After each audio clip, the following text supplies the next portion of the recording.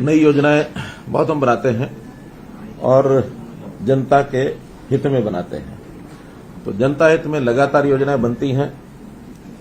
नई व्यवस्थाएं बनाने में कुछ न कुछ कठिनाइयां छोटी मोटी शुरू में आती है, क्योंकि व्यवस्था परिवर्तन करना इतना आसान नहीं है और फिर जब कर दिया जाता है तो उसको स्वीकार करना भी आसान नहीं है। बहुत लोग उसको स्वीकार इसलिए भी नहीं कर पाते कि या तो उनको समझ में नहीं आता और या समझ में आने भी लगता है तो उनको लगता है कि हमारे हाथ से बहुत सी चीजें निकल जाएंगी, ये तो जनता को सीधा लाभ होगा जो हम आज तक कर नहीं सके, और ये लाभ अगर जनता को हो गया तो जनता फिर हमारी बात कैसे सुनेगी। उस प्रकार से उसके विरोध खूब होते हैं।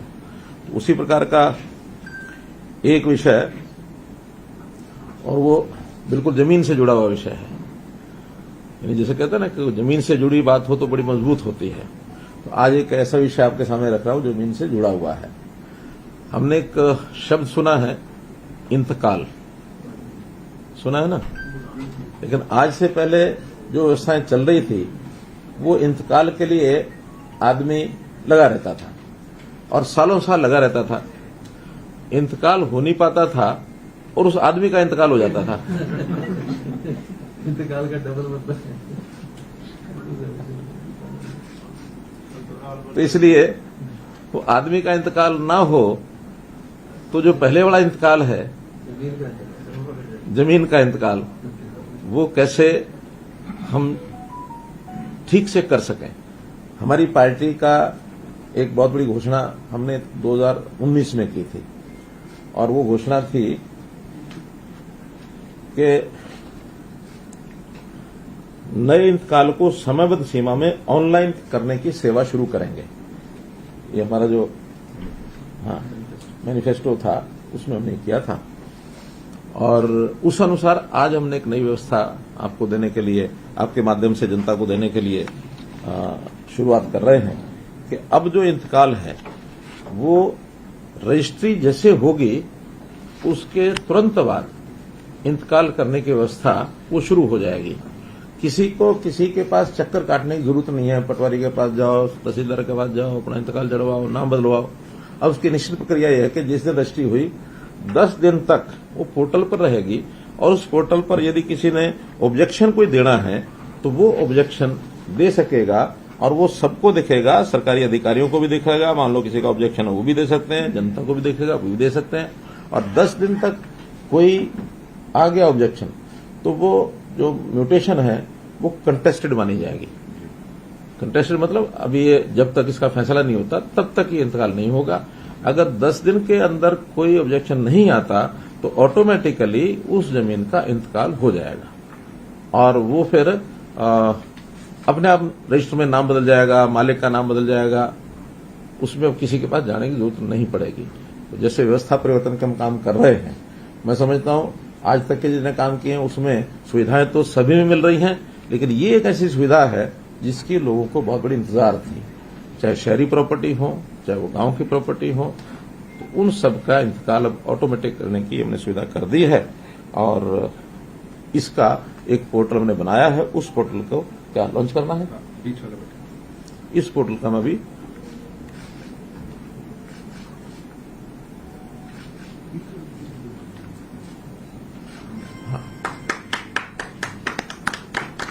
Automatic generation of mutation in web health by so and सो।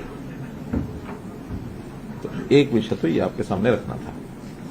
दूसरा इसी के साथ जुड़ा हुआ विषय है चलिए पहले वो करिए। ठीक है, ठीक है। 1 मिनट से अधिक नहीं। हाँ, करिए। आप बीच का बटन दबाते जाएंगे तो स्लाइड बढ़ती जाएगी। आप करिए इसको। हाँ, तो ये सब 4 तरह की रजिस्ट्रियां आज होती हैं। सेल, गिफ्ट या रहन जिसको कहते हैं, मॉर्गेज विद पोजेशन, या फैमिली ट्रांसफर जो पारिवारिक एक्सचेंज होता है। तो इन चारों को वेब हेलरिस पे ही आपको जानते हैं रजिस्ट्री होती है। तो जैसे मुख्यमंत्री ने बटन दबाया है, इसके बाद से जैसे ही रजिस्ट्री होगी अगले ही क्षण ऑटोमेटिकली म्यूटेशन जनरेट हो जाएगा और जो रजिस्ट्री के आंकड़े हैं, कौन किसने किसको बेचा, कितना बेचा, वो आ जाएगा। और जैसे मुख्यमंत्री जी ने कहा कि ये सारा डेटा जो है पब्लिक को इस प्रकार से दिख जाएगा, यानी रजिस्ट्री होने के 10-15 मिनट के अंदर अंदर ये इंतकाल जिसको हम कहते हैं पड़त पटवार जो उसकी है, ये दुनिया में कोई भी व्यक्ति इसको देख सकता है और इस पे आपत्ति करने के लिए आगे बटन बनाए गए हैं। वो जो है म्यूटेशन जनरेट होने के बाद ये आपने देखा इसमें लिखा हुआ है ऑब्जेक्शन। तो अगर ऑब्जेक्शन होगा तो जैसे मुख्यमंत्री जी ने बताया कि 10 दिन में एक भी ऑब्जेक्शन आ गया तो इंतकाल कंटेस्टेड या मुतनाजा इंतकाल हो जाएगा, जो एसडीएम को चला जाएगा, और नहीं आया तो वो सीआरओ द्वारा स्वीकृत कर दिया जाएगा। और ऑब्जेक्शन जो करेगा वो पीडीएफ कॉपी चाहे 100 पेज की लगा दे, चाहे 200 पेज की, कि मेरे पास ये निर्णय है, ये अदालत का फैसला है, वो उसको हर तरह की सुविधा उसमें ऑब्जेक्शन करने की है। तो ये हो ही गया कि या एक्सेप्ट या रिजेक्ट। धन्यवाद। हिंदी में अच्छा, वो शुरू में चॉइस है, आप इंग्लिश में देखना चाहते हैं, जमाबंदी वाला जो पोर्टल है हिंदी इंग्लिश जो इसमें आप चाहें उसमें देख सकते हैं। सर ये कोर्ट की डिग्री वाला जो ऑर्डर, कोर्ट की डिग्री के आधार पे नहीं, ये सिर्फ वो हैं जो सेल, मॉर्टगेज या ट्रांसफर, फैमिली ट्रांसफर और या गिफ्ट। क्योंकि डिग्री के बाद तो रेवेन्यू को अपना काम करना होता है। डिग्री जब होती है तो फिर रेवेन्यू उसको एक्सेप्ट करके उसकी फर्दर प्रक्रिया वो करते हैं, उसके बाद ये लागू होगा जी। ऐसा ही एक दूसरा जो व्यवस्था हमने बनाई है कि जो रजिस्ट्रियां हैं वो सब तहसीलों में होती हैं, तहसीलदार, नायब तहसीलदार वो सब करते हैं। अब से व्यवस्था की गई है कि सभी एसडीएम्स जो उनके हेडक्वार्टर की तहसील है और सभी डीआरओस जो उनके हेडक्वार्टर की तहसील है, डीआरओस हमें होता है डिस्ट्रिक्ट हेडक्वार्टर बैठते हैं, एसडीएम सब डिवीजन हेडक्वार्टर पर होते हैं, तो डीआरओस का जो हेडक्वार्टर है उस तहसील की रजिस्ट्रियां अब तहसीलदारों के अलावा ये लोग भी कर सकेंगे। यानी केवल तहसीलदार के पास ही जाने की आवश्यकता नहीं है। आपके तहसील में यदि एसडीएम है तो वहां जाके करा सकते हैं, अगर डीआरओ है तो वहां जाके करा सकते हैं। हाँ, कुछ समय के बाद हम ऐसी योजना बना रहे हैं कि इन स्थानों पर चाहे वो सब नायब तहसीलदार हो, चाहे तहसीलदार हो, चाहे डीआरओ हो और चाहे कोई भी एसडीएम हो, इनके ऑफिस में व्यवस्था करने के बाद हम पूरे जिले की रजिस्ट्री किसी भी ऑफिस में करा सकेंगे। अभी तो तहसील के अंदर की करा सकेंगे, फिर पूरे जिले की करा सकेंगे। बहुत जल्दी उसका भी हम सिस्टम बना करके और आपको आपके माध्यम से हमारे लोगों को हम बताएंगे। डीआरओ और एसडीएम कब से शुरू कर रहे हैं? ये तो शुरू समझो क्या हो गया, आज कल रात को नोटिफिकेशन हुई है सर। हाँ। आज से शुरू है। हाँ, कल नोटिफिकेशन हो चुका है, तो आज से समझो हाँ? सोमवार से। हाँ, तो वो जो बीच में कुछ टाइम उनको व्यवस्था करने का कंप्यूटर वालों को जरूरी होता है, हाँ, सोमवार से ये शुरू हो जाएगा।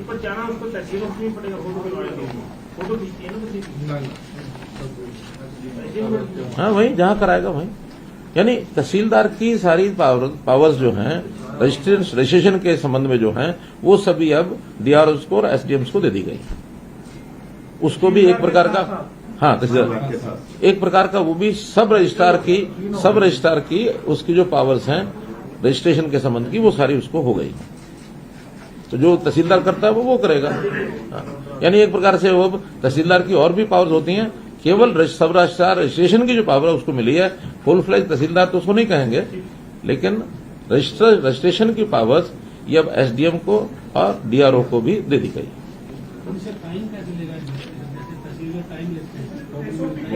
जैसे इन्होंने बताया वही मंडे तक व्यवस्था वेब हेलरी सिस्टम वो सब बन जाएगी।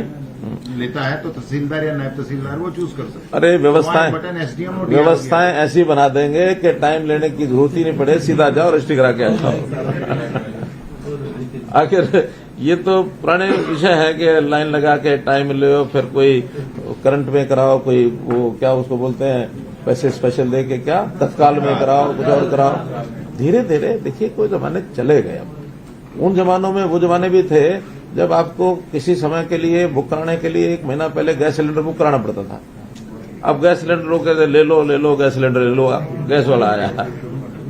तो चीजें हैं, कई बार 1 घंटे के बाद ही हो जाता है। चीजें धीरे धीरे अब युग भी बदल रहे हैं, व्यवस्थाएं भी बदल रही हैं। जनता की तकलीफ दूर करना ये हमारा काम है। कोई तकलीफ हो रही है हमारे पास लाओ, यथा समय जितना लगना वो लगेगा ही, लेकिन उसकी तकलीफ दूर करना हमारा काम है। हमको जनता इसीलिए चुनती है।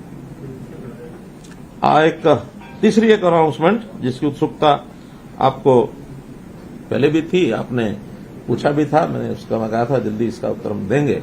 और वो व्यवस्था ये है कि जो अनमैरिड लोग हैं, चाहे महिला हो चाहे पुरुष हो, 45 साल से लेकर 60 साल तक, यानी as soon as an unmarried person become 45, उसके बाद मंथली पेंशन का 2750 रुपया वर्तमान में वो भी हकदार हो जाएगा, बशर्ते कि उसकी इनकम 1,80,000 रुपये तक ही है। अब ये सिर्फ जो बीपीएल परिवार हैं उनके अनमैरिड लोग, चाहे महिला हो चाहे पुरुष हो, 45 से 60 की 2750 रुपये की पेंशन उनको मिला करेगी। ये डिमांड वैसे तो बहुत पुरानी है। हमारे एक एमएलए विधानसभा में भी कई बार कहा करते थे पिछले टर्म में, तो उस समय वो अगला विषय वो भी करता हूं। अभी तो एक कैटेगरी है अनमैरिड की। अब दूसरी कैटेगरी है कि जो विदुर क्या बोलते हैं, विडोवर, विधवा महिला होती है, विदुर पुरुष होता है। हाँ।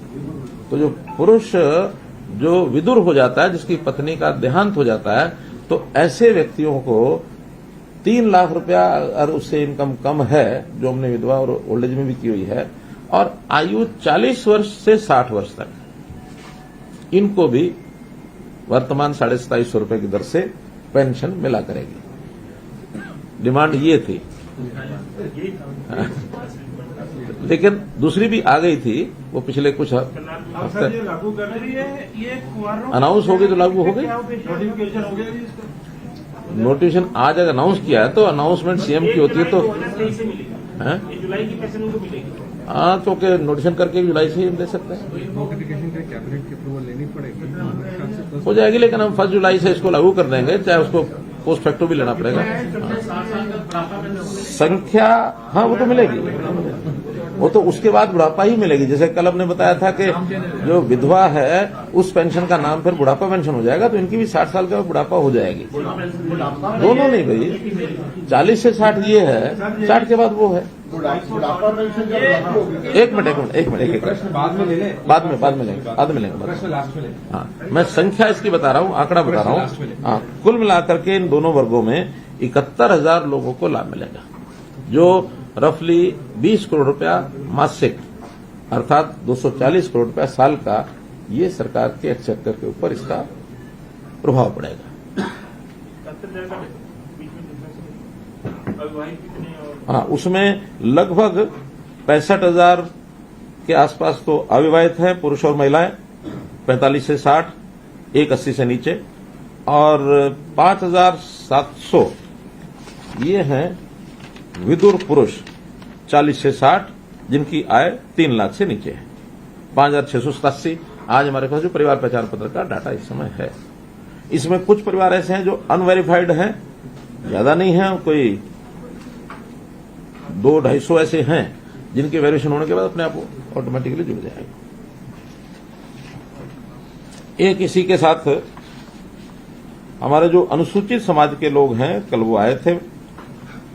2017 में एक आंदोलन किया था उन्होंने, किसी एक सुप्रीम कोर्ट के निर्णय के विरुद्ध उनका आंदोलन था, देशव्यापी किया था। हरियाणा में भी उनके खिलाफ कुछ मुकदमे हो गए थे, 54 मुकदमे थे, सैकड़ों लोग उसमें नामजद थे।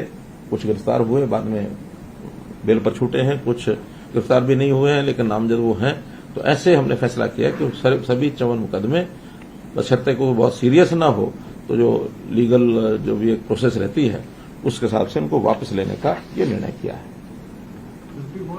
54 हैं, और नामजद तो कितने पता नहीं, लेकिन 117 लोग ऐसे थे जो गिरफ्तार हुए थे और जिनकी बेल हुई थी।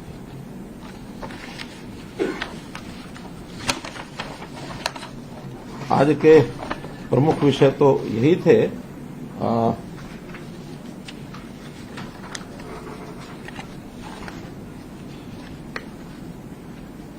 बाकी हमने कैबिनेट के विषय सब आपको बता ही दिए थे। सर, ये अनमैरिड हैं और ये विधवा, इनको पेंशन देने के पीछे वजह मतलब क्या सामने क्या है? देखिए, सामान्यतः ध्यान में आता है कि खास करके ग्रामीण क्षेत्र के अंदर जो अविवाहित व्यक्ति होता है उसको थोड़ा सा उसके मान सम्मान को बड़े होने पर थोड़ा ठेस सी लगने लग जाती है। वो लोग कहते भी हैं कि अब हमको लोग जो है ना दूसरी दृष्टि से देखते हैं, तो इसलिए हमारा मान सम्मान बढ़ना चाहिए। तो मान सम्मान में एक ही छोटा प्रकार है, कोई हम एकदम कोई उनकी वैसी स्थिति तो नहीं ला सकते जैसी वो चाहते होंगे, लेकिन ये सब होने के बाद कोई उसकी आवश्यकताएं हैं परिवार की, तो वो यानी अपनी कोई आवश्यकताएं तो वो उसकी पूरी हो सकती है। परिवार तो उसने बनाया ही नहीं है, तो उसकी अपनी आवश्यकताएं हैं। किसी को छोटा मोटा मानो बहन है, कोई और है, किसी को लेना देना वो अपना कर सकता है। तो कुल मिलाकर के आय जिसकी बहुत कम है उसको एक सम्मानजनक तरीके से अपना जीवन जीने में कुछ सहयोग हो जाए, ये हमने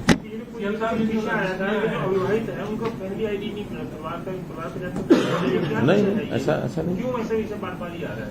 ऐसा तो नहीं है। केवल इतना ही था, कुछ लोगों ने अविवाहित होने के नाते से सिंगल मेंबर फैमिली का एक अपना फार्म भरना शुरू कर दिया था कि हम ही अकेले। अब थोड़े बहुत लालच होते हैं उनके कि अलग से हमको AAY का फायदा मिल जाएगा, अलग से हमको आयुष्मान का कार्ड का फायदा मिल जाएगा, तो ऐसे कुछ लाभ होते हैं। हमने ये तय किया कि हम उसकी वेरिएशन करेंगे। अगर वो परिवार के साथ रहता है तो जिस परिवार में रहता है उसी के साथ उसकी फैमिली आईडी बनेगी। अलग से केवल इसलिए कि मैं अविवाहित हूं इसलिए नहीं बनेगी। फॉर्म को आवेदन कर सकते हैं, वेरीफाई करने पर। हाँ, बिल्कुल।